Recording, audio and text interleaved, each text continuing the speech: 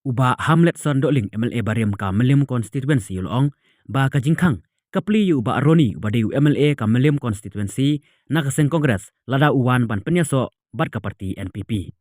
Haka jingkran bakal patai kubor menta ka sngi ka riu tarik nailur arja arpsau uba Hamlet lo yatu ba hadin ka jingwan rung ki laingut ki MLA ka seng kongres sya ka parti NPP kalawan ra shisha ya ka seng NPP ba ka skam badru kadai ka sin ka paningkong banyo hadu live wengut ki MLA hadu banyo banyalam ya ka jela. Tabah melihat yang ini si pemta ki langut ki MLA juga seng kongres kilawan pandrung si kasem juga NPP temta kalong kumno ka parti NPP hadin balawan. Api kumbulung mata nak lihat juga ke parti ini dapat yang supaya yang dikilangut ki MLA kita ban ya penyesok bagi parti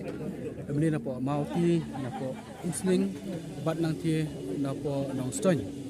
di kejengwan ke jongki ban penyesok bangi sisa kelala syawnora ya yeng jongi ke NPP ke baskem bat ru ke bangla orang kali kesian ke bangkang bangila banyo adu live point got ki bali bat ru bagi nilam ya ka sensar kadar hapo ke jelah ke jongi New iba MLA juga Meliam beri nak seng kongres em ke jekang ke dia ke parti jongi ke parti ke belang rigid ngiti ke parti ke ba kelut museum ke ba don ke museum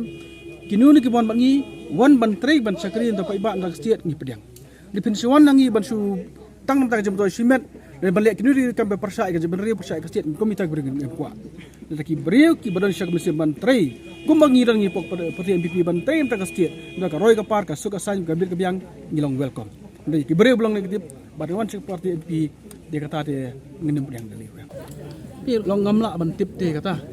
marba pi ka yeng jongi NPP ka yeng ka bakulit museum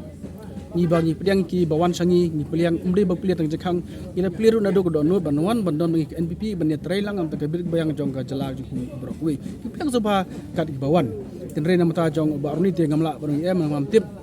di ka juba ka bahati ka trai ba ri la ban juba tidak kena sepangan ka tapi ya kata nganam la ban ong ngatrai ke babate hapli no ba aruni boleh untuk ban manro ngan juba mangan ta jugi te ka ban ban lo